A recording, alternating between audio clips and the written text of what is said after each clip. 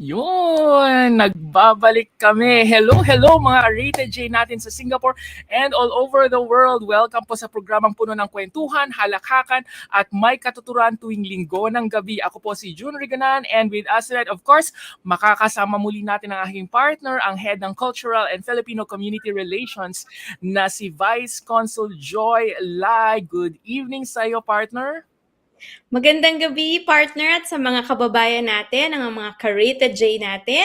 Tulad ng nabanggit ni partner June, ako po si Joy, naglilingkod para sa Filipino community ng Singapore. At ito ang programang ginawa ng mga overseas Filipino mula sa kapwa overseas Filipino. Ang programang Kayo ang tunay na sentro ng talakayan, ito ang FILCOM. Ikaw ang bida. Ilat na tayo ng New Year, di ba? Oo nga, naku, inabutan na tayo ng New Year partner. Pag ilang episode na natin to. And we are already almost 107,000 followers na tayo. I think we ended last year nung hindi pa tayo nung last natin na episode, siguro mga 80,000, 90,000 pa lang tayo. Now we are 107,000 followers already. Congratulations po. To the Rated J family. Lahat ng 107 followers. Yes, correct. And of course, for more updates, ako ba yung magsasabi nun? For more updates, please like and share our Facebook page, Instagram, YouTube, Twitter, and TikTok na Rated J Official. And of course, ang ating email address na ratedjofficial@gmail.com. And of course, tonight, partner, syempre, buong linggo, the whole week, we've been giving prizes or gifts sa ating mga kababayan dito na sumasali sa atin sa Rated J. And tonight, of course, we're still giving Nespresso. Yes, we're giving this Nespresso Nomad collection travel. Ayan, travel mug. It's called a travel mug. Sa lahat po ng ating viewers, please share this video. Please share this video and get a chance to win this Nomad travel mug. Care of my friend. Galing din siya sa aking kaibigan na si Richmond Martal, ang aking kababayan sa Ilocos na nagbigay po ng napakaraming mga travel mugs for our kababayans here in Singapore. All right. Ayun, kumusta na partner? Kumusta na ang embassy? Kumusta na ang mga bagay-bagay? Oy, di ba kaninang umaga meron tayong ugnayan? Thank you for being there sa ugnayan natin. Unang-unang ugnayan natin para sa taon. Correct. And siguro very quickly lang bago natin i-introduce yung ating guests, ano yung mga importanteng kailangan malaman ng mga kababayan natin? Of course, yung VTL. Yan, yung VTL. March 4 na po ang simula ng March 4. Yes, at March 4. Ang election natin, napaka-importante. So 30 days ang election period natin dito. So 30 days po kayo pwedeng pumunta sa embassy. Mas maganda pong maaga kayong pumunta tulad nga nung sinabi namin kanina para hindi po tayo siksikan kasi alam naman natin, syempre meron pa rin tayong banta ng COVID-19. Yes. Kaya hindi pwedeng siksikan tayo doon, hindi tulad dati na pwede pang kahit na huling mga araw tayo, no? So mga April 10 pa lang pumunta na kayo, unang week pa lang pumunta kayo. Ikaw partner, saan kita doon? April 10, nandun na ako. April 10. Very good. First hour of the day, hindi first hour of the day, first hour of the working day, or first working hour of the day, yung pala, first working hour of the day, I will be there. Kasi syempre, cover natin yan at mag-a-apply pa ako, hindi pa ako nagsasabit pala, but we will be there to cover. Yes, and of course, maghahatak tayo ng mga kaibigan nating mga artista na nandito sa Singapore para siguradong pupunta kayo maaga pa lang, hindi na kayo pupunta on the last day. Kailangan maaga pa lang para makita nyo rin yung mga kaibigan nating artista at mga, kami din sa Rated J, lahat ng mga host ng Rated J, we will be there sa iba-ibang araw para at least makapunta rin ng mga kababayan natin at makita nyo rin kami sa mismong election period. Schedule na kayo para ma-pre-verify na po kayo. Bigay nyo lang po ang full name ninyo sa email namin, kasama ang middle name at ang inyong mga birth date para po ma-pre-verify na po kayo na kayo talaga ay nasa list of registered voters. Right. Nako, sige. Sasabihin pa namin yung detalye in other shows, but for now kasi medyo limited yung oras natin.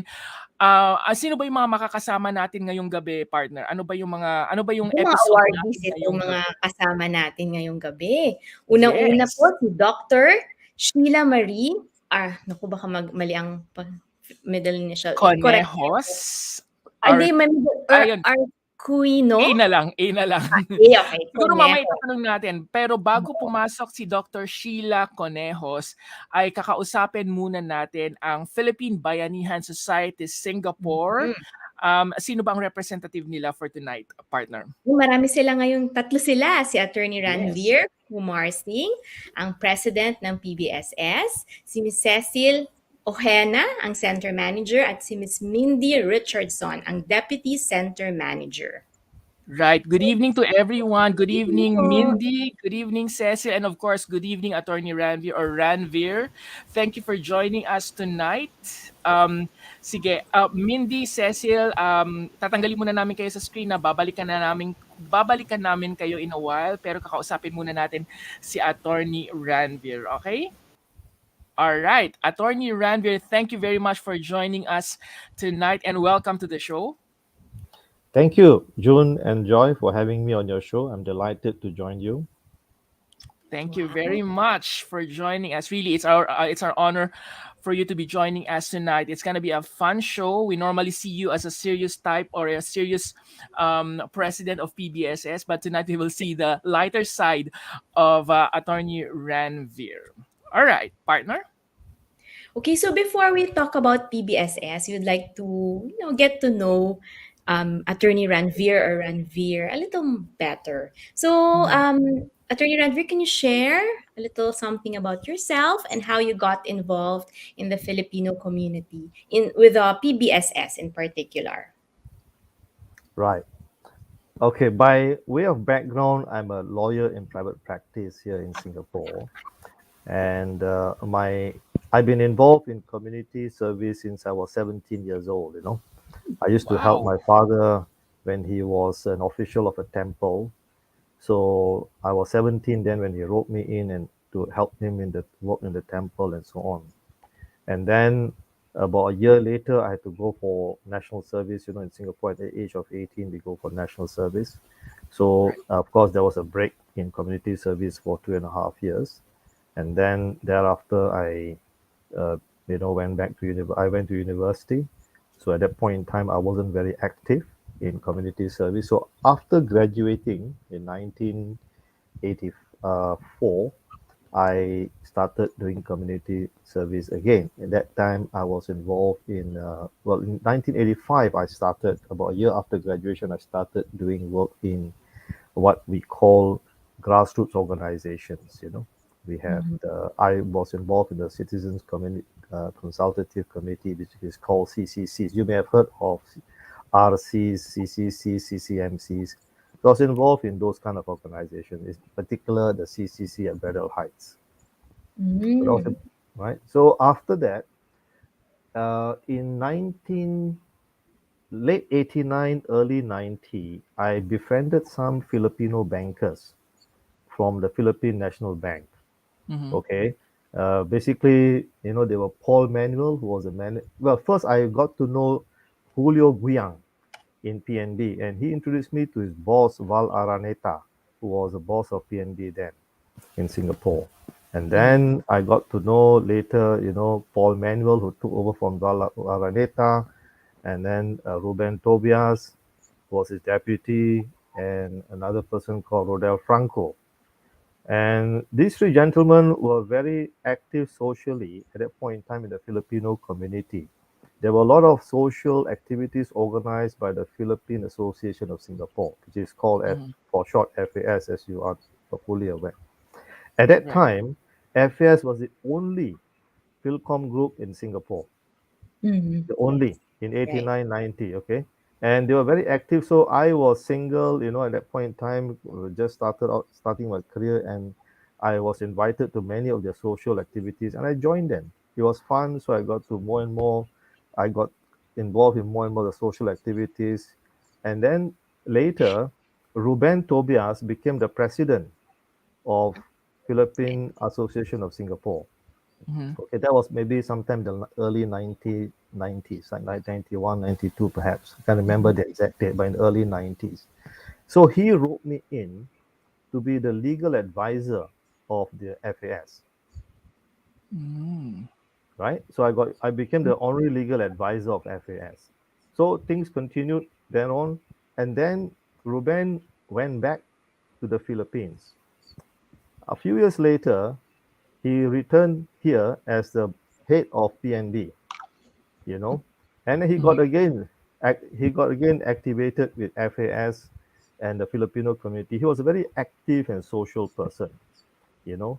So those were the days when they had a lot of activities, and we even organized, you know, walkathon for Mount Pinatubo victims and all that, you know, and invited President Cory Aquino to become the guest of honor during a dinner here, right? So when Ruben came back, he got me even more involved, and he wanted to set up a new organization called the Filipino Cultural Society. You know, he was then planning to do this together with Rico Hizon, right? Rico Hizon, who's now back in Philippines now, I think with CNN. CNN Philippines. Right.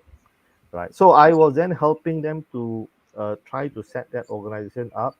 Lo and behold, before that could really take off, then the embassy asked me to help them set up set up a vehicle, which we then set up the Philippine Bayanihan Society.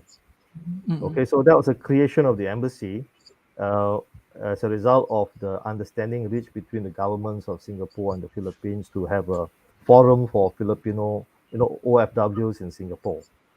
So the embassy asked me to help them to set up, and I set up this organization, which has been called the Filipino Bayanihan Society of Singapore, and I've been involved since then, since 2001 when it was set up. Okay. Right? And you were the president immediately during that time, or there No, was no, another president?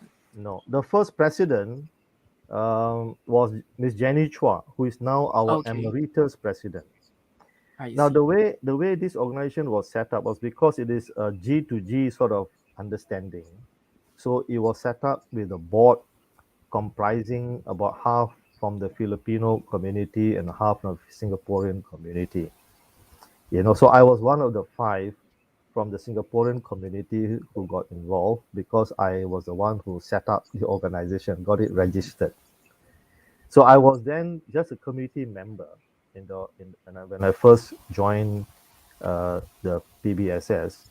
So Jenny Chua was the first president, and my classmate, I had a classmate, a Filipino classmate. Her name was Maria Santiago, and she was the first vice president.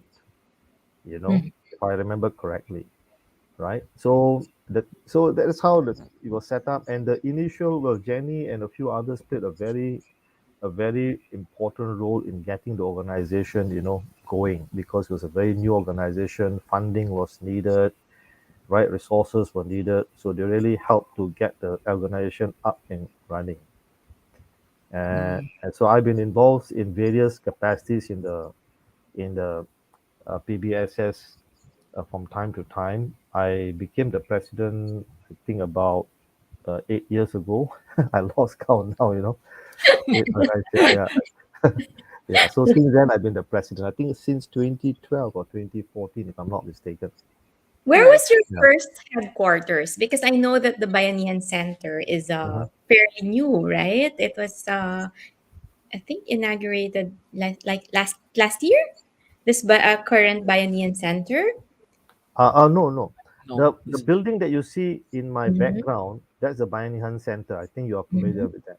It has been there since the very beginning. Oh, All okay. right. And it was inaugurated in 2001 itself when we were first set up by Mhm. President Gloria Arroyo. mm, You know, she was the one who inaugurated it. She came here. Because mm, this was really the first Yeah. center, First Bayanihan and the Center. only one. First and the only First, physical center first that and we have. only. yeah. Like a married couple, very loyal. Yeah. Right. Yeah. Before we go to my question, Ranvir, Right. you've mentioned about the Filipino cultural group. What happened to that? Society. Okay, Philippine Cultural that didn't Society. take off. That didn't take off. The reason is Mm, because whatever that society had wanted to do was then to be carried out by the Bayanihan Society, I because that see. was purely social and cultural. And the Okay. Bayanihan Society was set up also to do social and cultural activities apart from training, vocational, educational upskilling of OFWs in Singapore. You see, All right. so therefore it will just be duplicate, and that didn't really take off. So we then concentrated on taking off the PBSS. Right. I understand that there are different organizations inside the PBSS building, in which one of them I've actually featured with the TFC News previously. That was what's the name of that FAO? Faust, Well, is Faust. it Yeah, Faust? Faust. All right. Yes, it Okay. was one of my more memorable news items that I've actually done for TFC before. But can you just tell us what exactly does PBSS do? And what are the organizations inside Mhm. this building that you have right now as well? Right. PBSS, we basically, our objectives are really to uh, carry out activities for the purposes of, upskilling OFWs in Singapore in all kinds of fields. So, and also secondly, to strengthen socio-economic, ties, cultural ties between Filipinos and Singaporeans through cultural activities, social activities, and so on. So we have during prior to the pandemic, we had a lot of in-person activities and classes going on. After the COVID-19 pandemic, we had to then migrate a lot of these activities online, right? Now, so if you think of Bayanihan society, we are perhaps what maybe I would call in general terms a tambayan, right? Mhm. Maybe so it's not just a physical tambayan, but also a virtual tambayan for a platform places for Filipinos and even others together and to organize activities. So we have been running, and it started off as a house for fowls. Okay, Mm. fowls had no place of their own. So it started off as a house for fowls, and since we started, fowls has been the main user of the Banyan Society. If you go to the building on the top floor, they occupy practically the entire top floor of the building for their classes on Saturdays and Sundays, particularly on Sundays, right? And then the other floors are also used for other purposes. So, for example, if anyone wants to use that place for their office, activities, workshop, they're all welcome. Everyone is welcome. Some of them want to use it at a more exclusive way. Then we can lease out the rooms to them on an exclusive basis so that they can use it for a year, 6 months, or whatever. And some of them who do not have even their own address, for example, to receive letters. So we have letter boxes, which Mhm. they could use and rent out so they can have a place where letters can be forwarded, can be sent, and they can collect it from us, I right? like that word when you said it was like a tambayan because tambayan resonates with Filipinos. It's Right. somewhere you can belong and somewhere you can get accepted and you can be comfortable with. It's very familiar with me and June also because we use that word for the organizations in our In our previous school, in our university. university, Yes. yes. Yeah. We So I thought graduated that, from the same yeah, so university, I so thought that will resonate we're still a resonate with your tambayan. audience. Yeah. Yeah, that's right. Right, definitely. Yeah, partner. Oh yeah, but before we proceed, how is it working, or how is it doing all these activities with Filipinos? What's the feeling of doing this? Of course, you're still a Singaporean, but how is that working with the Filipinos in general? He's already You mean half it, you I mean Oh, bet. for he's me? half. You mean from my I mean, perspective, is it? from your perspective, how is it working, and how is it intermingling with all these Filipinos, with us Right. Filipinos? Right. I understand.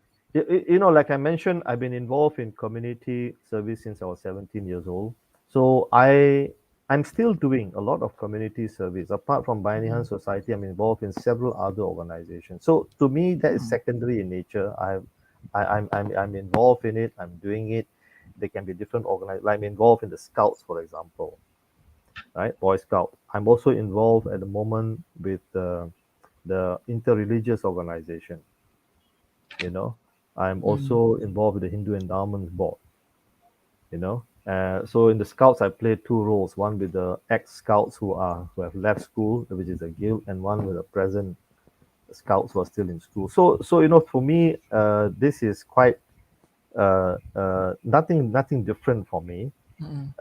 Sometimes people ask me, "Do you have is your wife a Filipino, or do you have relatives in Philippines for you to be involved?" I say, "No, my wife's not Filipino. I do not have relatives in the Philippines." But over time, I have many friends who are Filipinos because I've been involved in the community since, late '89 to 1990. So I have got many friends who are Filipinos. And I found it quite pleasant, very good experience in hanging around with the Filipinos, joining them. They're very fun people. What They is are your always favorite Filipino food? Since you hang around with us Filipinos a lot, what is okay. your favorite Filipino Yeah, food? I like the steamed fish, the bangus, and then then the dessert, halo halo.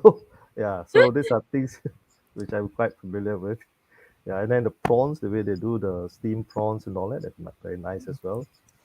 But Yeah, have you been to the Philippines? several times, several times. Wow. All right. Yeah, And where's your favorite? where is it?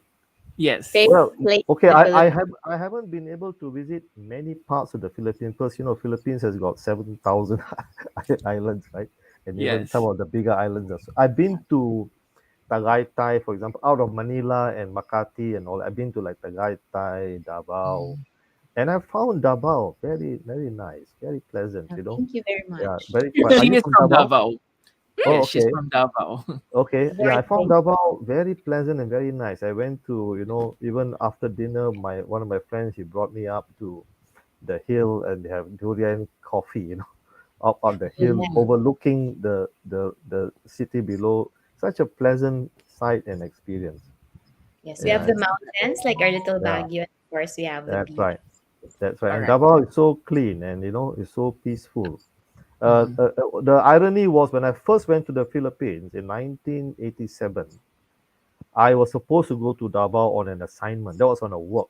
My first trip to Philippines was on a work assignment, Mm. But those days there was no direct flight to Davao, so I had to fly to Manila, and then from Manila I was supposed to go to Davao. So in Manila I was supposed to meet a person, my contact, who was supposed to bring me to Davao. He told me, "Don't go to Davao." I said, "Why?" He says, "Very dangerous. There's a lot of civil strife at that point in time in 1987." So I didn't get to go to Davao then. So every day he will give me information. He says his man is on the ground in Davao. He'll give me the information, photographs, reports. Then I can consolidate them into a report and bring it back to Singapore, which is what I did. So for 1 week, I was in Manila, having breakfast with him every day. He will give me information. Then the whole day I was free. So I had became a tourist in Manila. I took the jeepney, I took the Oh, bus, I took Wow. all kinds of. I took Kalesha. I took the Kalesha Wow. from my hotel and went to PNB in Escolta. Those days PNB was in Escolta. Escolta. Yeah. Wow. Wow. So it was an interesting experience. So I took all kinds of transportation, became a tourist. I went to Nayong Filipino. Right now mm. you don't have Nayong Filipino. Yes, Those it's days they gone had. already. Yeah, There in Clark, it was It would relocated. move to yeah, Clark. Yes. yeah.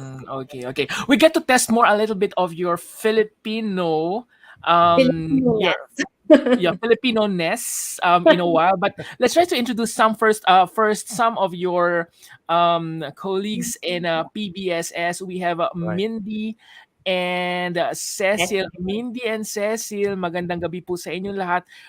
Yan, magtatagalog ako para hindi ako masyado Na nahihirapan. makapagpahinga yung English namin. Oo, makapagpahinga. Pupunta kami ng English kay Attorney Ranvier sa Filipino. Oo nga. Mindy and Cecil, ano yung mga paghahanda na ginawa nyo para sa nominasyon? Ay, kay partner pala dapat ito. Sige, partner, ako na lang ha. Ano yung mga paghahanda na ginawa nyo para sa nominasyon para sa Presidential Awards? Congratulations pala muna. Congratulations, Attorney Ranvier. Congratulations to the whole Filipino Bayanihan Society Singapore for the Well award. deserved. Ang nakuha Well nilang award deserved. ay Kaanib ng Bayan Award. Okay, so Yes, this is Kaanib ng conferred to Bayan Award. Sige nga, individuals or organizations for their exceptional or significant contribution to Philippine progress, development, or they have advanced causes of the overseas Filipino community. So it's a Right. well-deserved award for PBSS. So paano siya Congratulations. Tanong muna natin kay Mindy. Mindy, ano ba ang kaanib? Ano ba yung sabihin ng kaanib? Actually, hindi ko talaga alam. Kaya itatanong ko talaga, ano ba ang kaanib, Mindy? Alam mo ba kung ano yung kaanib? Alam ko, hindi nila alam. Parang no? Unity eh. Di ba? Parang unity. kasama. Unity ba? Kaanib. Okay. Unity. Naku, pinanervous na ata si Mindy. Katuwang natin ng PBSS para sa mga OFWs natin sa Filipino community sa Singapore. Right. Tama ba? Yeah, pwede tama ba? Sabihin niyo mali. Baka mali, no? Anyways, Cindy and Cecil and Mindy, Miss Cecil, Miss Mindy, ano ba yung mga preparations na ginawa nyo for the award? Noong sinabi na nominated kayo, ano ba yung mga activities na ginawa nyo? Share nyo naman. Or may sinabit pa dapat? Nagsasubmit ba kayo? Mindy, naka-mute ka. Alright, go ahead, Mindy. Good evening, Sir June, like VC Joy. Yes. At sa lahat po na nanonood tonight po. Ang una po namin ginawa is binasa po yung maigi yung instruction po. Baka may ma-miss kayo. Paulit-ulit. Paulit-ulit. Tapos, ginather din po namin yung mga required documents, including details and all the achievements and work completed over many years. Mula 2001 po ba ito dapat?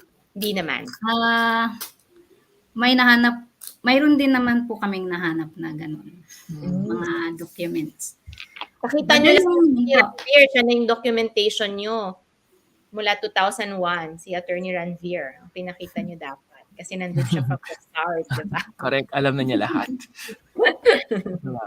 Pero meron ba kayong specific na project na sinubmit, Mindy, or even Cecil, or lahat ng mga activities sinubmit niyo na kaagad? Ano yung hin-highlight nyo baling activities para sabihin nila, talagang tumutulong ito sa Filipino community eh?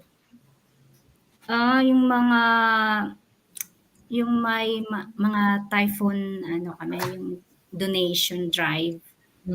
Tsaka yung mga activities like Bayanihan walk, talks, other events na ginanap dun sa Bayanihan or outside sa Bayanihan po. What about si Miss Cecil? Miss Cecil, ano ba yung mga activities? Sa'yo ba tong question na to or si Mindy rin ang magsasagot nito? Yung mga activities nyo, ayan, ikaw siguro partner ko yung magtanong nito. So ano mga upcoming activities ninyo sa organization nyo ngayong taon? So, iba nabanggit nila yung... Sige po. Go ahead po. For the upcoming events po ng Bayanihan, meron po kaming Bayanihan Walk for 2022 po. It will be held on April, it will start on April 17, which is the soft launch. At matatapos po ito hanggang June 5, which is the closing program. We also have our regular events like the Bayanihan Talks and Bayanihan Education and Training Workshop, which is usually happened every first and third Thursday of the month. We also have this Bayanihan Lecture 2022, which is tentatively set for Sunday, August 21, 2022. Meron din po kaming Bayanihan Kultura. This is in collaboration with the multi-awarding third year niya na. Oo, third year niya na, diba? Oo. Sasali na tayo, June. Sumali na tayo ngayong taon. Sumali na ako first year pa lang. First year pa lang ako nakasama last. Ikaw ang sumali ngayong taon na 2022. Pero alam ko, pero kung sasali din ako. Sige, kung sasali ka, sasali ako. Oh, sige. Tapos kakanta tayo. So, alright. So, binabalak po namin gawin ito, yung online singing lesson po sa November. At ang culminating program po ay ipapalabas po sa December 3. Tentative dates po ang mga ito. So, para po sa mga upcoming events, pwede nyo pong tignan ang aming Facebook account.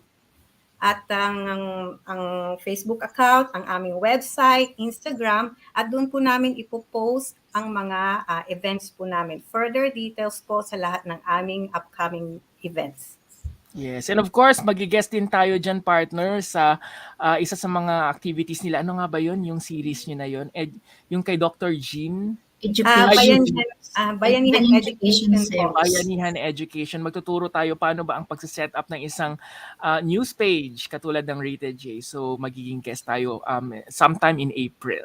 All right. Thank you very much. Yun, yes. Congratulations ulit, Cecil Mindia. Ayan, balik tayo kay Attorney Ranvir. Attorney Ranvir, here it is. Of course, our show is not, it's not a simple talk show like this, but somehow we have like a mini game. Challenge. We have a challenge. So it's going to be a challenge for you tonight. Are you ready for it? It's a surprise, actually. I've never mentioned this name, but there's going to be a surprise. We just want to test, how Filipino you are through this mini challenge. Partner, ikaw kaya magkwento nito.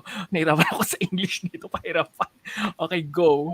So you have to say the sentence 5 times. Okay, it's a tongue twister. It's actually a Filipino tongue twister. And yes, and you have to, ikaw nga partner. So you have to say it just, 5 times to try to say the words, say the sentence, or you can just sing. Which one do you like? Well, let me share it out first. Tongue twister. Right. Okay. Tongue twister daw muna. Okay. Okay, let's just do the tongue twister. Okay, I need to have a timer. Okay, just give me a second. Okay, I'll do a timer. For 1 minute, you have to say this sentence. Okay, let me just show first the sentence. This is the sentence. It's minekaniko ni Monico ang makina ng manika ni Monica. Can you say that? Minekaniko ni Monica makina ng makina ni Monica. Yes, okay. In 5 times for 1 minute. In 5 times for 1 minute. All right. Let me just wait. Let me just change this. Okay, ready? Get set, go. Minekaniko ni Monica ng makina ni Monica. 1. Minekaniko ni Monico na ang makina ni Monica. 2. Minekaniko ni Monico ang makina ni Monica. 3, okay. Minekaniko ni Monica ang makina ni Monica. Okay, and last this is one. getting very tricky. Minekaniko ni Monica ang makina ni Monica. All right. Quite challenging. Let's say it correctly in any of the 5 times. Right. Any none were correct?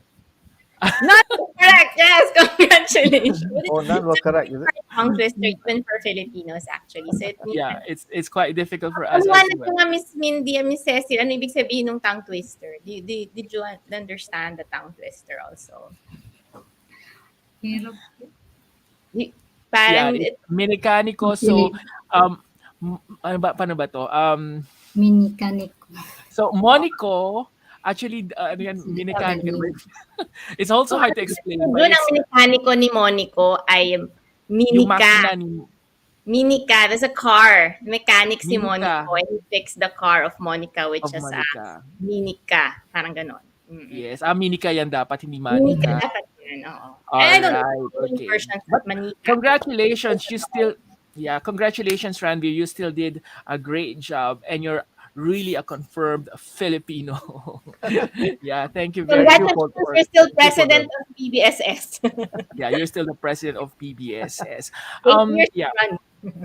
Partner, ikaw na yung last questions. Yung second to the last question.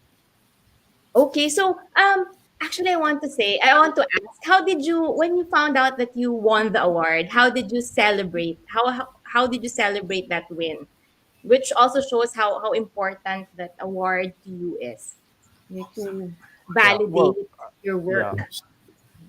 Well, I was very touched, by this award. And I must say that, of course, it is not a one person's effort, right? I mean, this is an effort over the last Unit. 20 years by, the past board members, the present board members, the past staff, present staff. Our two, Cecil and Mindy, have been working very hard, and they are really the backbone of our, organization, and also the volunteers. So actually, the many people is the effort of many people over the last 20 years, which has brought forward, you know, uh, all these activities and made it successful. So much so that it has been, recognized by the office of the president. So we are very touched by this gesture, and certainly my feelings were, of course, elated. We are happy with this, very touched, and very thankful to all those people who have helped us along the way. you know. Mm. And certainly the embassy, right? The embassy has been with us since the beginning. They have given us all the support all the time. Successive ambassadors who have come, who have given us the full support themselves personally, together along with all the officers and staff behind. So we are very grateful for all the support that we have received from the embassy and from all each and everyone who have been with us along the way for the last 20 over years. So I then of course share this award with all of them. I hope you you know had halo-halo during your celebration, which is yeah, your so favorite food, one of your favorite Filipino food. So, yes, yes, partner, si Miss Mindy and Cecil already told us some of the activities that they have. Yes, correct. But what else Uh, is what else is in store for PBSS in future aside from the activities that you have for this year? What are we looking forward in the next probably 5 or 10 years with PBSS? yeah, I think it's a good question, June. We would of course like to expand our activities and include as many of the Filipino OFWs who are here. At all the time, we are looking at how we can be of relevance and of service to them. So, as the profile of the Filipinos change in Singapore, as you know, I was telling you, we started off as a house for FOWs. FOWs are essentially the household service workers, right? But over Mhm. the years, the profile of the Filipino community in Singapore has changed. There are many more who have come who are in the PMET category, right? The professional managers, executive, technical people. So we are always trying to uh, have activities that are relevant to them so that we are become more inclusive. Like I said, we are tambayan for all the Filipinos. It's not just a physical tambayan, but also a virtual tambayan in times like this when we cannot meet in big groups in person. And that's why we have launched a lot of programs on the web, on online. We started off with the Bayanihan talks fortnightly, and then we have moved on to Bayanihan Kultura, and just in December last year, we started with the Bayanihan education, webinar online. So we hope to be able to adjust and adapt to the changing times and needs of technologies, resources available to be able to serve the OFWs, the whole group of the OFWs, and to be able to include all the FILCOM groups who like to be with us. We have a scheme where whoever of the FILCOM groups who work with us for some time and we get to know them, they are our friends. So we give them a recognition as a friend of Bayanihan. So we like to have as many friends of Bayanihan as possible so that they can be, relevant and useful to all the Filipinos who are in Singapore and also help them to integrate into the mainstream Singaporean community. Thank Right. you And we Yeah. for all your work, for yes, and the we hope that we could also be part of that circle of friends of Bayanihan. I mean, Rated J could be part of that circle of friends of Bayanihan. Of course, we have been invited by Bayanihan for PBSS a few yes. times last year and the year before that. All right. Of Anyways, course, of course, June. Of course, you are certainly welcome. Like I would like to make clear, that everyone is invited to join in our activities. Okay, no one is excluded or left. Everyone is welcome. Everyone is welcome to use the facilities. Everyone can use our Bayanihan Center. Everyone is welcome to join activities. No one is excluded. So feel in your talk shows, please do us a service and propagate this message to your audience. We You will know, certainly do yes, that. We will certainly yes. do that, Attorney Ranvir. Any last words to our kababayans and of course to all the supporters as well? I mean, those people who have supported you for this award as well. Any last words, Attorney? Well, very warm thank you to all of them who have supported us, and we wish to work along with them in future and to scale new heights and to really to for our reason that our really reason for existence is to be of service to the your kababayans. All right, so we like to be of service to them, and we need to know what exactly we can do for them. So it's a two-way process. Sometimes we may not know exactly what they want. Perhaps they could tell us what they want. Maybe it's about time that we could do, a workshop to find out, what the community wants to do through Mhm. us, and then we can sort of like plan the strategy for the next 5 years or so. We had a retreat some time ago to plan for a 5-year plan. So maybe it's time to update our plans going future. Right. Strategic All right. planning. Thank you so And much. and you are most welcome to express all these projects in our shows, in all our shows from Monday to Sunday, because we have shows from Monday to Sunday. So please let us know how we would be able to help PBSS in communicating all these programs in our programs as well. All right. Thank you very much, Attorney Ranvir. Thank you, Mindy. Thank you, Cecil, for joining us tonight. Congratulations again. And we hope that this is not the last time that you're joining us in our show or in any of our other shows. We hope to invite you again very, very soon. All right. Thank you very much, everyone. Thank you. Thank, Thank you. Salamat. thank you, Siyempre Sir po, salamat John. po. Salamat po. Sila. All right. Okay. Sige. Next. Okay. Now we're All right. ready, Victor. Sino na ba ang papapasukin natin? All right. Partner, ikaw na rin. Habang nagte-technical ako dito. Go ahead, partner. Okay, so our next awardee is awardee ng tinatawag nilang Pamana ng Pilipino Awardee. She is the current head of the Master of Built Environment and Facilities Management programs at the Singapore University of Social Sciences. She is an architect, building manager, urban conservator, and the urban planner whose focus is in developing urban and building sustainability tools for climate change adaptation. Parang sok na sok Wow. lahat yun sa pag-construct namin ng Chancery. So Yes. let us all welcome Usapin mo na siya mamaya tungkol dyan. Architect Sheila Marie Conejos. Di ko na binanggit yung middle initial ni ma'am, baka magkamali ako ulit. Middle Yes. name. Arcuino. Tama po ba? Arquino? Arcuino po, oo. Arquino. Ayan. Good evening, Dr. Sheila. Pasensya na napahintay ka namin ng kaunti. But thank you very much for joining us tonight. Attorney tuloy. Dr. Sheila. Thank you. Architect na, doktor pa. Ano ba yan? Parang... Thank you. It's a really privilege. Thank you, Mr. June Briganan and Vice Consul Jolai. And thank you very much for this opportunity. I'm really quite honored and privileged. Actually, it's just my first time being interviewed. So I hope like it just bear with me when it comes to, I'm more camera shy. I just prefer doing research or doing my job or project than, Now, huwag kang talking on mag-alala, television. Dr. Sheila. Pakakantahin ka namin maya-maya lamang. So, huwag kang mag-alala. Enjoy lang tayo ngayong gabi. Alright? At least magtatagalog na kami. Hopefully, I'll try my best na magtagalog. But I'm Cebuano kasi. I'm Orocanon. yes. So, Bisaya. And then you might laugh at my Tagalog. Pwede rin naman tayo mag-Bisaya tonight. Gusto niyo bang Yes, mag-Bisaya? because the partner is also from Cebu.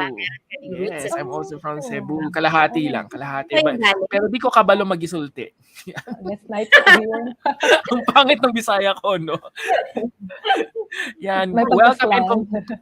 congratulations po. Congratulations, Dr. Sheila or Architect Sheila for this Pamana ng Pilipino Awardee. Bago natin umpisahan, ano ba muna tong Pamana ng Pilipino Award? Pwede po ba kami bigyan ng idea? Ano ba yung sinisimbolize nitong award na to? Pamana ng Pilipino Award. I will be the one, or Yes. si Vice Would you have an Consul? idea, Mm. Dr. Sheila, or alam mo Pamana lang, from it's a presidential Filipino. I know award? it's more like Pamana na Filipino. It's more like a legacy to the Filipino, wherein like an overseas Filipino worker or a professional who was able to excel in her profession in another country, and bringing prestige and how to say honor to our country also, something like that. That's how I interpreted it. Mhm. Yeah, Okay. that's true. Partner? Correct si architect doon sa sinabi niya. Tama, Ba tama. Ano? Oo, architect or doctor, gusto naming makilala ka pa ng kaunti. Okay, so saan ka nanggaling? Sinabi mo na ikaw ay Bisaya or Cebuana po ba? Cebuana? I'm Cebuano and also Ormocanon. So I really Oh. grew up in Ormoc City. I really grew up Mhm. in Ormoc City, but I know the history of Conejos. The Conejos are from Cebu City, in Bantayan, Cebu. So Okay. yeah. Mga ano doon, isda. Sa Ay, band. oo, nasa beach talaga. Kahit nasa Ormoc is quite, more beach talaga yung atmosphere. So yeah, I grew up like that. Probinsyana talaga ako. And I'm more really a bit shy when I was still younger. Yung parang during my childhood, I tend to be more uh, in myself, yung parang siguro meron akong pag-artistic ba na I just wanted to imagine. Sometimes I draw cartoons or just write poems or something. Yun. So, my late parents, because like I don't have parents when I was still like in my 12, when I was in my 20s. So my late parents inspired me also because like my tatay Ronnie is a civil engineer, while my mom, yung nanay hura ko, siya naman yung finance officer ng DPWH, yung Department of Public Works and Highway. So nakikita na talaga na andun yung parang inclination ko for the buildings or built environment. Although during yung tinatanong nila ako, what do you want to do or later on when you grow up, sabi ko naman, I want to be a journalist and a lawyer. Kasi di ba nakikita ko naman yung iba kong mga uncles, they're really into law and politics, di ba? But then and then my mom said, but your dad is a civil engineer, and then besides, I mean, politics is quite messy or something. So I said, okay, I can just go ahead with that also, because like I can practice architecture and work with my dad. So my first project actually was like, I'm still not. I'm still in my fourth year architecture, and my dad has a project in Cananga, Leyte, and it's also a project of my uncle also. It's a building, a 2-story building, but it was my first big project, but he was the one who signed it. It's not me. I just conceptualized and design and draw it. But since he's a civil engineer, so he's the one who signed everything, put his seal, and then he's the one who helped in the construction also. And I have my sister. I only have one sibling, my elder sister. She's Rachel Canejos Webb, and I just visited her in Finland. So 2 weeks ago. So kararating ko lang last night. Last night's from Finland. So talagang grabe. So it was Jet really lag pa cool.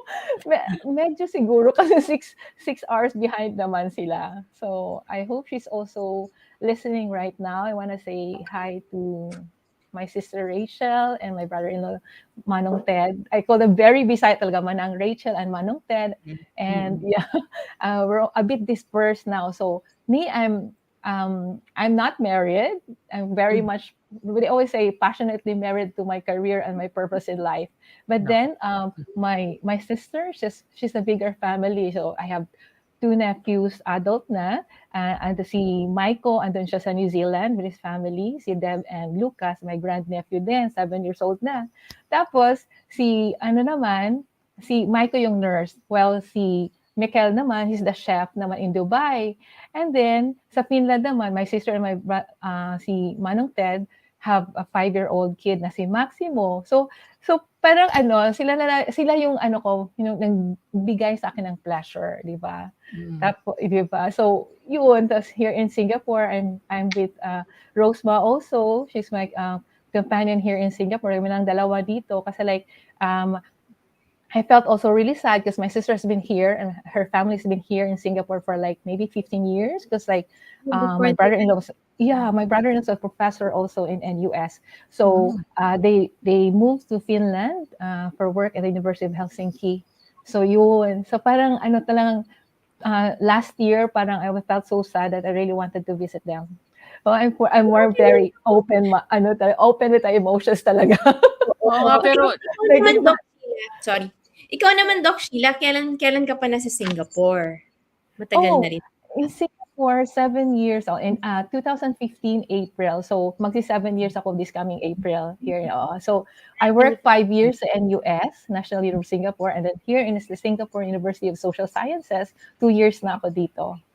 ayun. So tama pala yung una kong naisabi na from NUS ka. Kasi parang may nag-correct sa akin na hindi daw siya NUS, pero dati nasa NUS ka pala.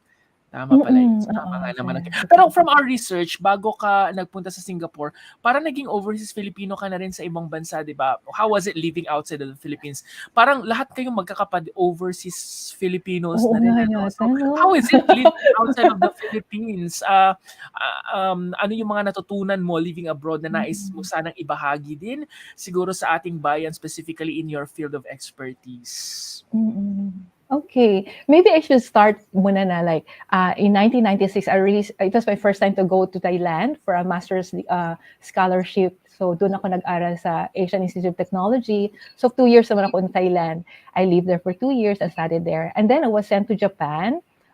Combined 2 months kasi like I have to due to my the Asia Pacific Fellowship grant, I have to go to Fukuoka, Osaka, and Tokyo for urban development naman na exposure.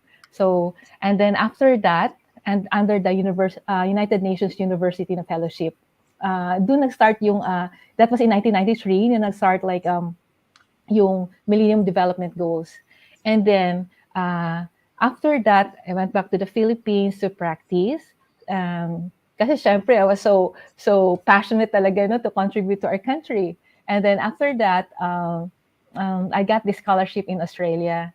So in Australia naman, I stayed there for 4 years. I studied there also. I also worked part-time as urban development tutor also.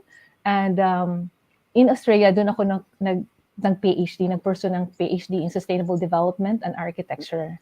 So yun na ang start ng when I try to combine architecture and how they say in a macro aspect. So in Thailand, I studied urban development planning. So pagbalik ko sa Pilipinas, we do a consultancy under A.S. Enriquez. He's also one of the commissioners before. So ako yung planning team leader sa Talisay City Master Plan. So before, Talisay was just a municipality, and then they wanted to be a city that time. So we were the ones who developed the master plan. And then Sa Cebu. Important. Oo, sa Cebu. Sa Cebu siya. And then after Australia, I was seconded to Hong Kong, the Hong Kong Polytechnic University. And then doon naman yung mga research ko nag-start for 2 years. And then through Hong Kong, I got another research exposure at the National University of Singapore. So 5 years talaga ako under the maintainability of buildings na laboratory and also yung Center of Integrated Building Energy in the tropics. So yun ang building energy sustainability in the tropics. So yun ang naging exposure ko. So parang it's very diverse. It's very diverse that from architecture, naging macro aspect yung field ko into urban planning. And then later on, in Thailand, dun ako nag into urban conservation and heritage conservation, which is again specific into building scale. And then bumalik ako sa Australia na more macro sustainable development. And then pagbalik ko sa Hong Kong, it was more macro again, urban planning, even elderly and active aging. And then pagbalik ko sa Singapore naman, they go back to the building scale naman na maintainability. So we're talking about forensic architecture. So building maintainability and building pathology.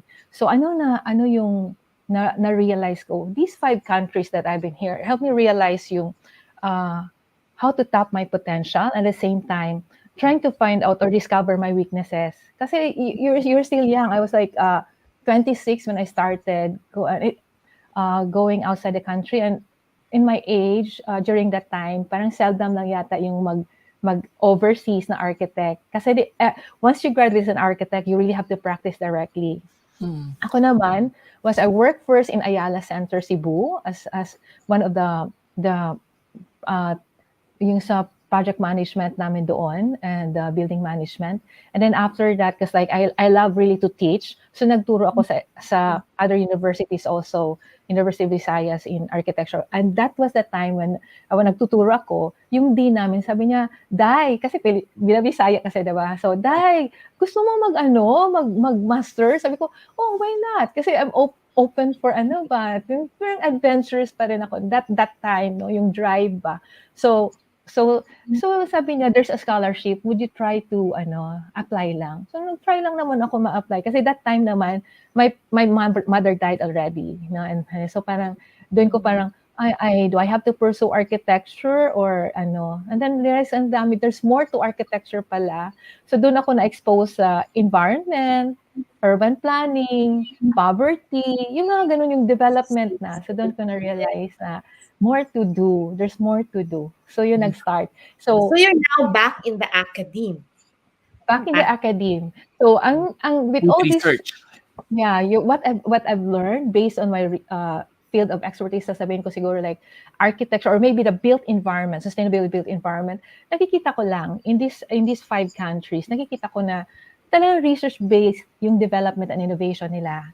So meaning, before they do something or embark a project or plan for it, they do research and they have research institute, they refer to experts. And I don't want to be too, minsan kasi I'm so straightforward kasi I've done it sa Philippines kasi di ba nag-try ako na maging consultant, tapos I was very passionate yung bata pa ako. So na-realize ko, di ba, there are some white elephant projects. So I hope maybe during my time, but I think we have evolved. Our country has been doing well now. So I've been away sa Philippines na kasi for like 15 years. But then ngayon for the 5 years, umuwi na ako doon. Tapos nag-give na mga conferences, na mga talks sa aming mga professional organizations. So sinashare ko yung experiences ko sa Singapore, especially, di ba, highly advanced niya, sa Hong Kong, sa Australia, and even sa Thailand, yung based on the United Nations Development Goals, di ba, yung Sustainable Development Goals. Lahat kasi doon na integrated yung mga learnings ko.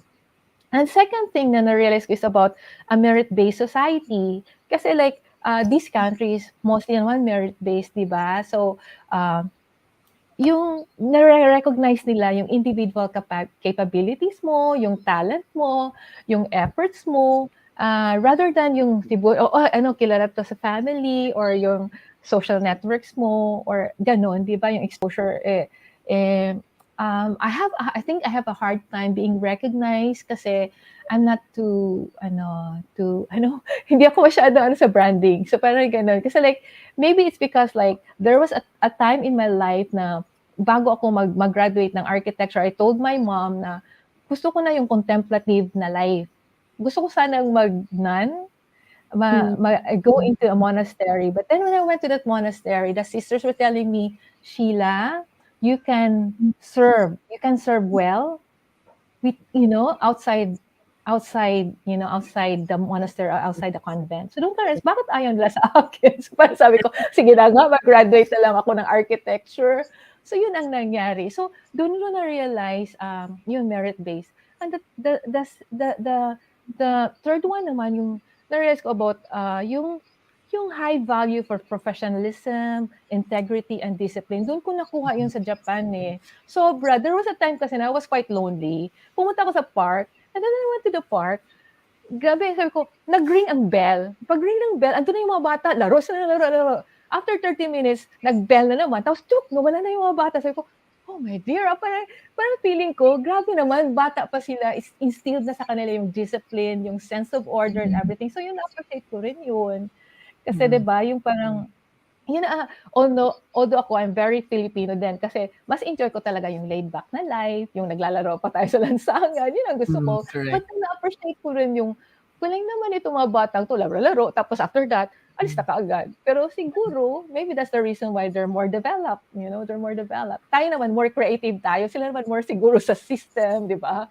And then, the last one is yung livability aspect. So, kasi sanay din ako sa probinsya. So, gusto ko yung may comfort pa, yung nabigay physical and mental well-being. So yung when I see Thailand, Hong Kong, Australia, or Singapore, although yung Australia naman laid back, makita mo yung Singapore, Hong Kong, Thailand, very dense sila, densely populated, high-rise buildings. Pero you can still, there's still that characteristics ba na it's still livable. There's that connection with even with nature. Kahit nasa Hong Kong nga, very squeeze sila, di ba? Pero squeeze sila kasi they provide more areas for natural environment. So more on forest and everything. So yun ang apat na Kahit sa Singapore nga, di ba, yung city in a garden. So na-appreciate ko rin yun. Yeah. Right. Bago siguro yung tanong ni partner, itatanong ko lang, saan ba nanggagaling tong passion mo na to? Was it because dito ka talaga napadpad ng field mo, or meron ka talaga at the back of your mind, iniisip mo talaga na gusto kong baguhin or gusto kong magkaroon ng change sa Philippines? Saan nanggagaling yung passion mo ngayon? Kasi nakikita ko talaga how passionate you are in explaining to us yung mga nakita mo sa mga ibang bansa, including here in Singapore. Pero saan nanggagaling yung passion na yon? Ay, siguro nakikita ko na yun like maybe coming from, kasi diba na-expose naman ako na yung yung grandfather kasi, yung youngest brother niya, diba siya yung first mayor ng elected mayor ng Ormoc. So I find I look up to him, yung kasi military din siya. So ang galing naman. Pero my lolo naman, he's more the businessman kasi siya yung eldest. You have to take care of the siblings. Siya naman yung sa business. Pero pala siya, frustrated lawyer din siya. So lahat ng mga anak niya, parang lawyer, pinakuha niya ng law. Kasi lang yung tatay ko, civil engineering gusto niya. So gano'n. So yung siguro na-put yung order. So kahit bata pa ako, di ba meron tayong Scrabble? Yung ginagawa ko sa Scrabble, pinuput ko siya in order. Dito yung church, dito yung school, dito yung houses. Ewan ko kung saan ko yun nakuha. So parang, ewan ko, tapos mahilig ako magbasa. Di ba yung Utopia? Yung parang I feel na, sana magsusulat ako ng poem na about a peaceful place, ganun. Ewan ko lang. Then that started. Then yung mga madre na yan sabi sa akin, you can do something. So doon ko na-change na it's not about me. How about doing something na it is contributions na to society kahit naman konti lang. Kaya pag uwi ko ng Pilipinas, grabe, I started an NGO. I started an NGO to expose more about heritage conservation, yung mga ganun. Ganun ako pero dinadala ko yung mga student ko sa mga historic places kasi binigyan naman ako ng grants sa Japan na about how to revitalize yung 5 historic towns sa Cebu. So yun. Kasi there was a time, sorry. I was so passionate pala, sorry. Nako, alam mo, sobrang kailangan mag-usap kayo ni partner right after the show kasi importante na makilala ka ni partner at may mga activities sila ngayon sa embassy, di ba partner? Sige partner, ikaw muna partner. Go. So yung award na nakuha nyo, Doc Sheila, it's also about excellence, di ba? As a profession here overseas, you still show excellence. Nung sa nomination nyo po ba, may binigay kayo, hinighlight kayo na project para sa nomination? Or was it like a series of your work in a number of years? As an architect, as an academe, as a project manager, etc. po? Oo, you're right. Yung hina-highlight ko yung 25 years ko na multidisciplinary siya, na hindi lang as an architect, tapos as a building conservator, as an urban planner, tapos as a facility management professional, and also sustainable development specialist in the tropics. Yung contribution ko for built environment, the built environment sustainability. So yun ang inano ko na from the Philippines. Kasi during sa Philippines kasi, di ba, nasa-start na ko yung about heritage conservation, tapos minsan the mayor will ask me to be a reactor sa traffic. Kasi that time, yung research ko naman was about land use and transport interface. So naging din ako, start ng assistant professor ng University of the Philippines sa Cebu. So Diliman, but then we started an urban planning program in Cebu City. So yun, sa UP Cebu. And then, yung andun nga yung ano na siguro yung passion ko na i-introduce yun. So, that's what happened. So siguro yun ang nangyari. So, that's how it started. And then, yung sa so medyo na ano ko sa nomination ko na with that one na yung 25 years, nilalagay ko pang Philippines, from Thailand, ano yung mga each achievements ko. So for example, sa Philippines, I did a project yung sa Seafarer Center. Is a 4-story building na that will cater to seamen abroad na mabigyan sila ng lodging. So it was funded by the International Transport Federation sa UK. And then aside from that, yung heritage conservation na siya or refurbishment of the courtyard ng Santo Niño Basilica. And also yung Talisay City na master plan. Yun ang ano where that time sa Talisay City master plan kasi we integrated gender development. Kasi during that time parang wala pa yun eh. Wala pa sa tapos na ano ko women Gender power development. sana or mga ganun, di ba ganun? Ano yung gender development na yan? Yung there should be ano hindi lang kasi 'di ba pag architecture naman siguro parang very male dominated, 'di ba? Tapos in urban planning we have to consider the needs of the women also and other kasi pag gender naman 'di ba it's not only the inclusive. So that was in kailan yun 2000, that was like year 2000, so that's how many years ago. So yun, inano ko sa Philippines. And after that sa Thailand naman kasi, was able to join the UNESCO Forum. Yung pinaka-first talaga when we started, yung they started that one. So, yung project ko was able to, yung research ko bali, was turned into a book. So, it's my first time to have a book. And then, after that, it was presented in Melbourne sa UNESCO Forum. And then, presented in Malaysia. So, naka-travel ako through that. And because of that,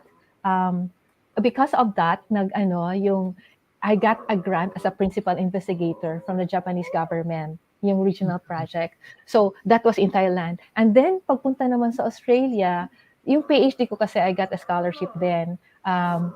Is the International Postgraduate Scholarship for Research. Tapos with that, when I graduated, kasi ginawa ko siyang 3 years lang yung PhD ko, di ba? Nagmamadali. Kasi enjoy naman ako. Naging siya, CIOB Australasia Award. As postgraduate research excellence award yun. So hanggang ngayon highly cited yung dinedevelop ko na tool, that's a DAPSTAR scan. So siya yung ginawa ko yung reverse engineering niya na ano ba yung mga design na ginawa na ng ibang in every century na pwede nating apply ngayon so that our buildings will still be upcycled 100 times. Ano yung mga design qualities na yun? Kasi 'di ba, if we continue building and building, ma-deplete pa rin yung resources natin. Why don't we upcycle and reuse them? 'Di ba? Kaya nga na-mention na ngayon yung circular economy. Pero before that, talagang ginagamit na natin yun before na a lot of buildings outside sa Europe in the even 11th century hanggang ngayon, they're still functioning. So yun. So that's in Australia. And then naman sa Hong Kong naman kasi, we were doing active aging and everything. So naging seconded ako sa Bayan University yun. So yung project ko naman about social considerations of the elderly, yun ang naging highly cited naman siya globally. Kasi tinatry namin, ano ba mga design considerations sa mga elderly na pwede pa rin sila, inclusive pa rin sila. Kasi there was a time kasi in one of the district in Hong Kong na it's an old district, they have to revitalize it na. So pag revitalize nila, they have to remove or parang they have to transfer the older generation into a new precinct. Tapos yun, we try to ask them ano yung problema. We go to the site. Yung elderly pala, they wanted this park lang. They're used to it. Yung para bang aging in time yung gusto nila.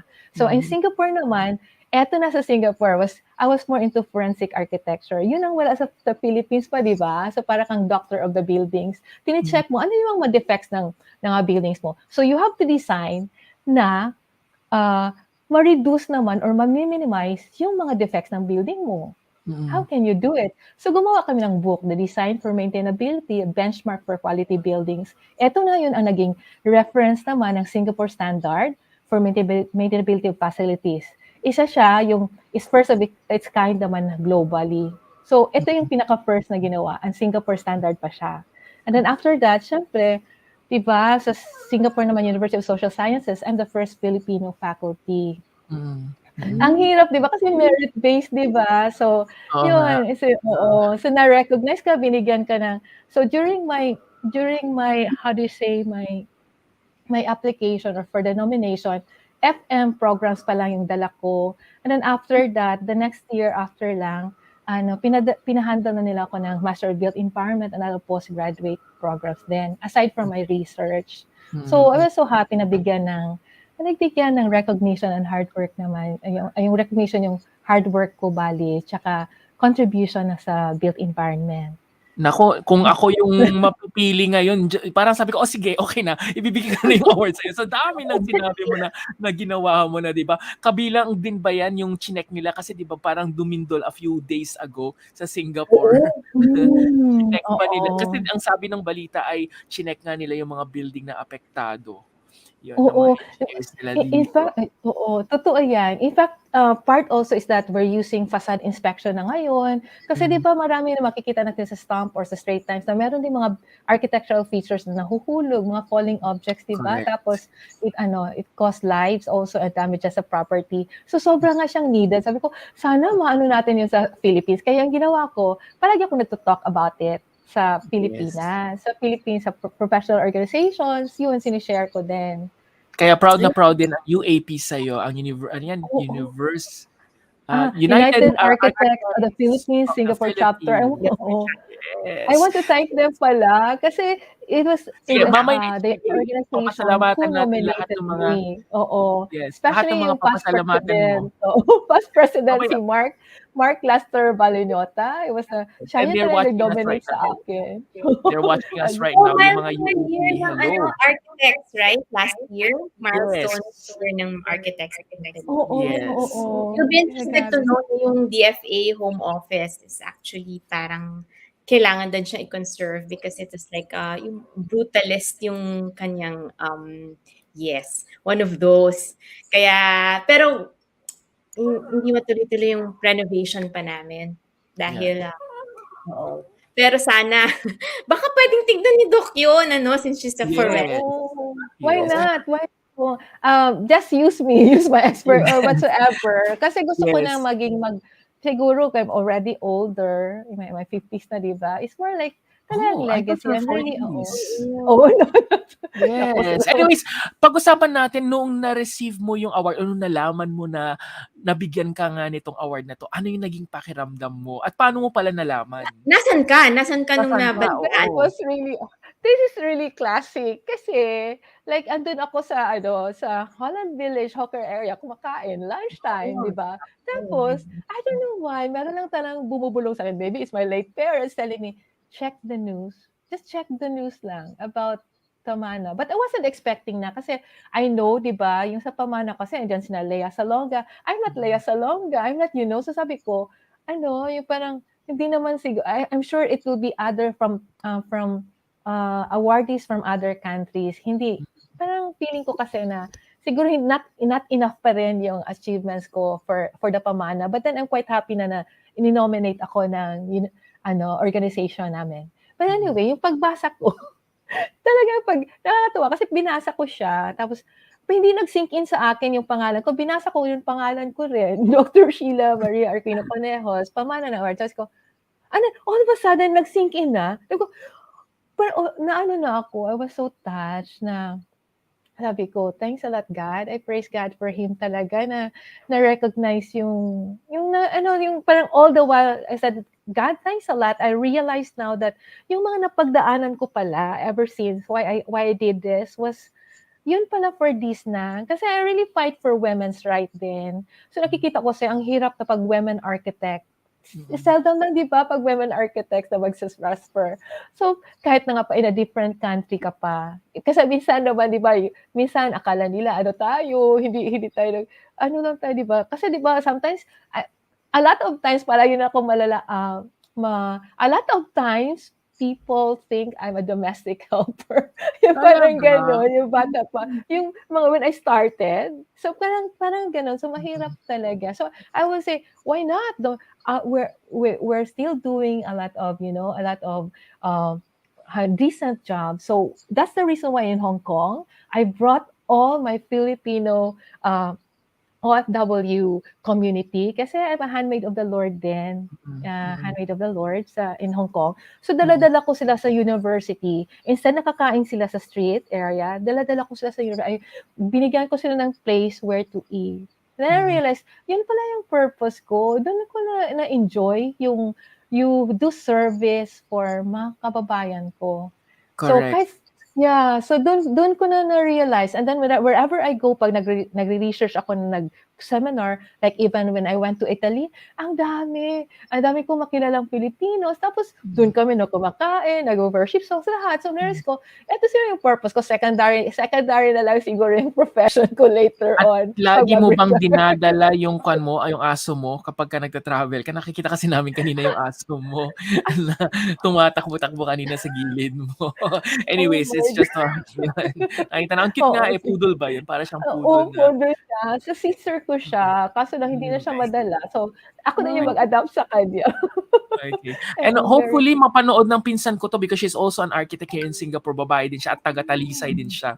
So, yun. Yung aking cousin pala. Cousin ko. Engineer, architect. Yes. Pagkata pa lang, pinoprogram na yung mga bata na ang nakikita sa picture, mga lalaki. Diba? Hindi nila dapat pinapakita rin nila na may mga babaeng architects, may mga lalaking architects. Kaya sa school ng anak ko, pag sinabi nilang fireman, kinokorek ko sila, firefighter po. Kasi baka isipin nila, ay, panlalaki lang ba ang pag naging firefighter ka or police officer? Correct. Gender neutral type, encourage them that they can do also anything, they can be in any profession. So go ahead, Paul. Anong ginagawa mo pagka pastime mo? Ano usually or meron ka bang hobbies na ginagawa? Usually naman, I love, ngayon na, I love going outdoors. Kumakanta, di ba? Tama ba? Ay, ako sa lang.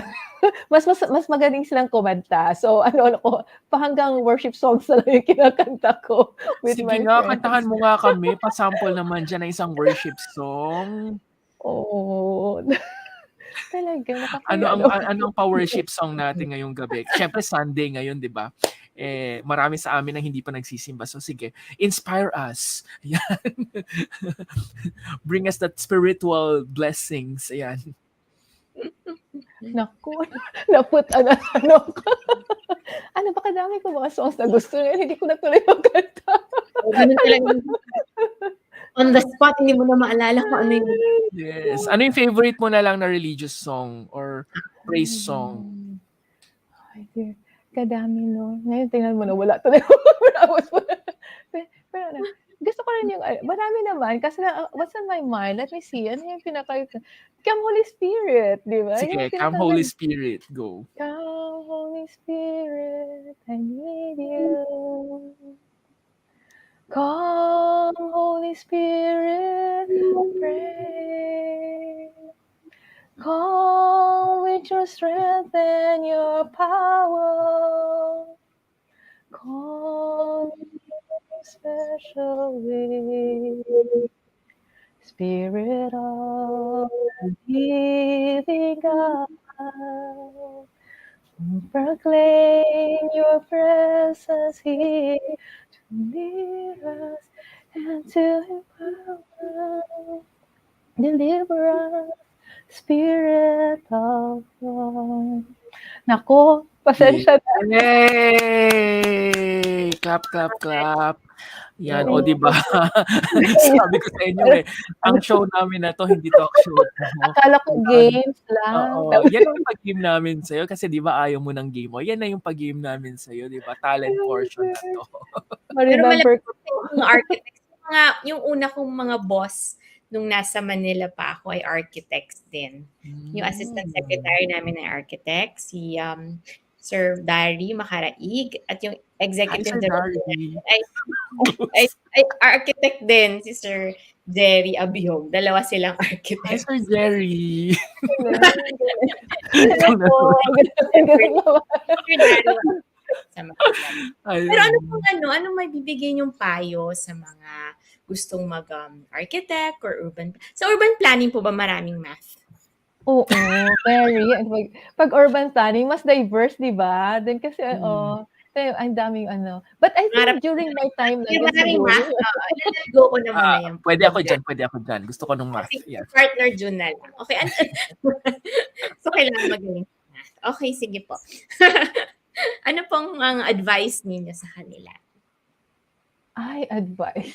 Kasi naman, na-realize ko kasi like, kasama yan sa question, sabi ko, mahirap naman mag-advise. Yung parang feeling ko, I'm not good in advising. So parang, siguro it's better for me to, yung parang, just show what I've done. Example lang. So, yun ang kasi like, for me talaga, like, I can only influence by example. So siguro yung buhay ko, ako kasi I really want to continue pursuing yung academic and research na endeavors ko, tsaka yung practice ko pa rin as my purpose in life. So parang yung naging siguro ba yung isanctify ko yung work ko. Yun ang na-realize ko na I do it well so that I can contribute to society at the same time.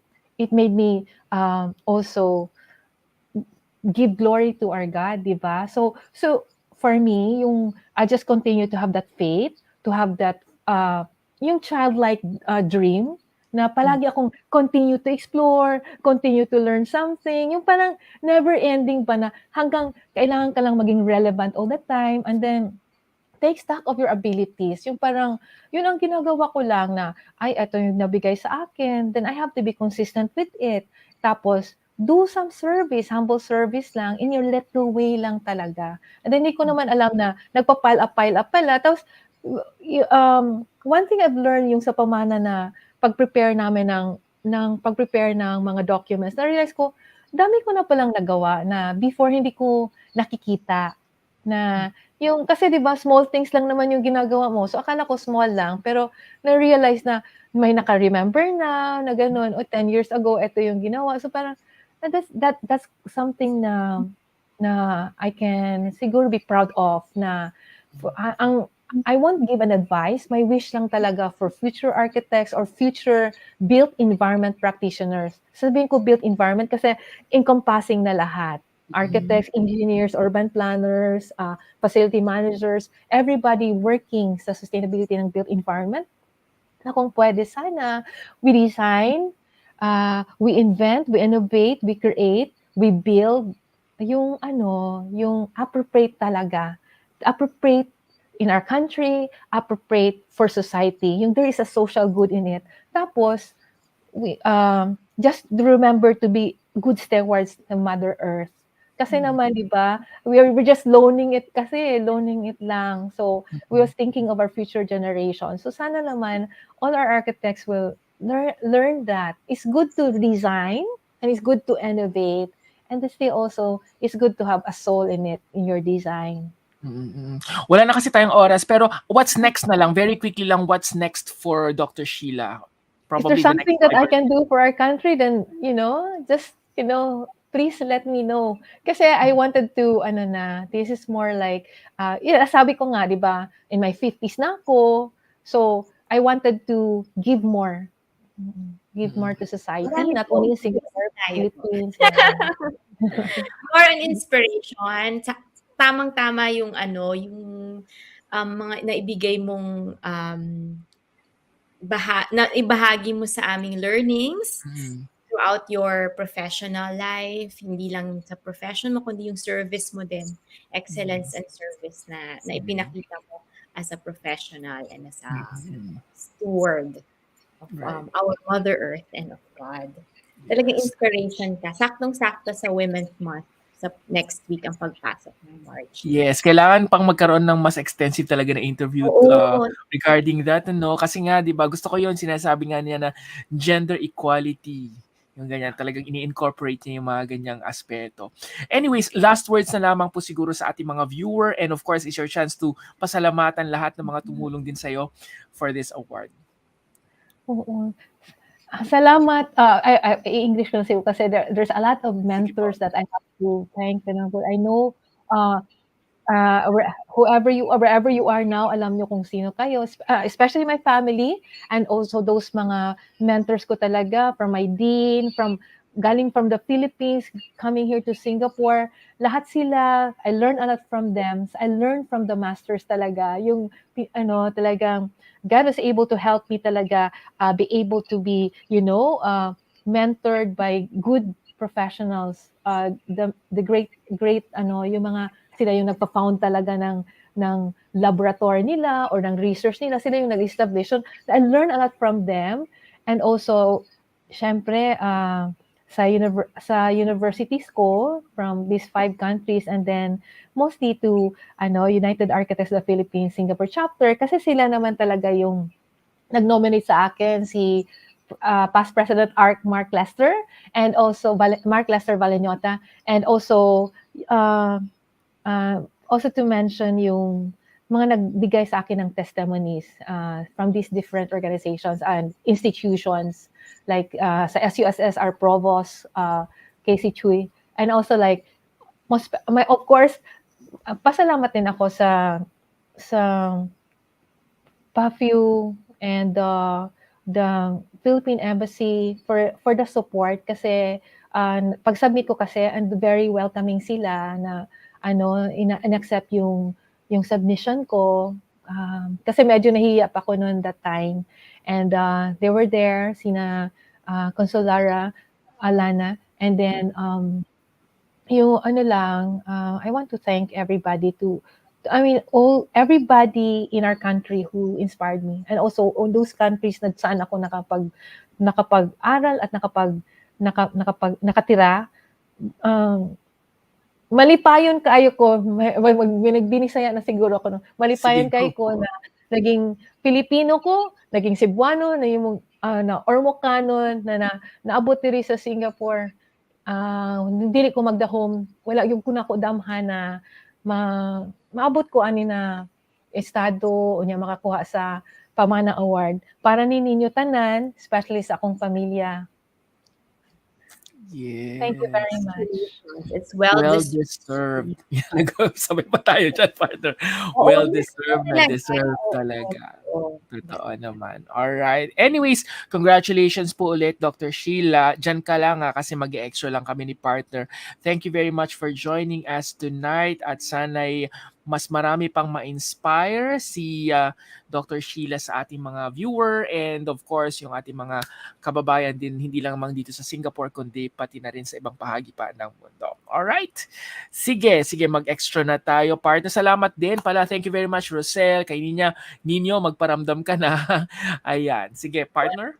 At si Miss Nina din, thank you very much to our team. Nina. Hello lang din ako kay Well of Nini na laging nakasubaybay sa atin. Namimiss ka na. At lahat ng ating mga palabas mula Lunes hanggang Linggo pinapanood ni Well of Nini. Especially yung kay Doc Eugene, yung ikonsulta kay Doc. Favorite niya yan. Kasi lahat ng mga sakit-sakit niya, tinatanong niya yung mga yan. Okay, anyways, partner, go ahead. Oo. Kaya samahan niyo muli kami sa susunod na linggo dito sa programang ginawa para sa mga overseas Filipino mula sa kapwa overseas Filipino. Dahil sa programang ito, hindi kami ang bida, hindi sila ang bida, dahil dahil ang FILCOM ang bida. Ikaw ang bida. Ikaw ang bida. Alright. Thank you very much, everyone. Doc Sheila, diyan ka lang, mag-extra lang kami. Thank you. Thank you for watching our program. Please do like and share this video. Don't forget to watch our other videos and subscribe to our YouTube channel. Salamat, Karita J.